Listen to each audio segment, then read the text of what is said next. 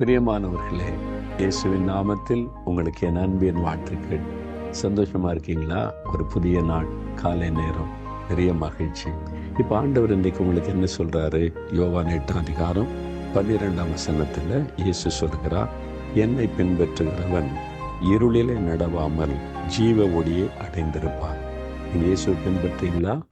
அவரோடு நடக்கிறதுன்னு என்ன அர்த்தம்? இயேசுவை பின்பற்றுவதில்லை. இயேசுவோடு நடப்பதுன்னா அவருடைய அடிச்சுவட்டில் நடப்பது, அவரோடு இணைந்து நடப்பது. இயேசு சொல்றார், நீ என்னை பின்பற்றியா? அப்படி என்னை பின்பற்றுகிறவனாக இருந்தால் இருளில நடக்க மாட்டேன், ஜீவ ஒளியை அடைந்திருப்பான்னு சொல்றார். இருளான எந்த காரியமும் நம்முடைய வாழ்க்கையில வராது. ஏன்னா அவர் வெளிச்சம். அவருடைய வெளிச்சத்தில் அவர் கூட சேர்ந்து நடக்கும்போது இருள் தன்னால போயிடும். ஒருவேளை நினைக்கலாம், இந்த பாவத்தை விட முடியல, இந்த பாவ பிரச்சனை இருளா சூழ்ந்து கொள்ளுது, இந்த வியாதி, இந்த பயம், இந்த கலக்கம், சில இருள் என்னை சூழ்ந்து கொள்ளுன்னு கலங்குறீங்களா?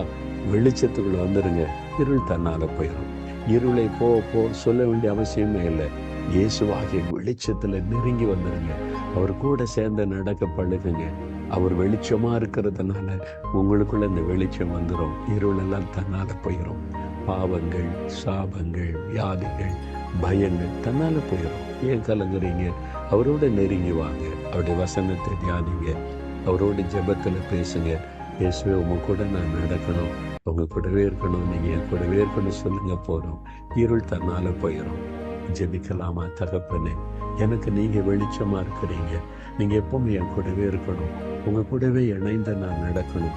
என் வாழ்க்கையில சில இருள், பாவம், சாபம், வியாதி, பயம், கலக்கம், சோர்வு, டிப்ரெஷன், ஒரு இருளும் என்னை நெருங்காதபடி உங்கள் வெளிச்சத்துக்குள்ள என்னை காத்து நடத்த நான் ஒப்பு கொடுக்கிறேன்.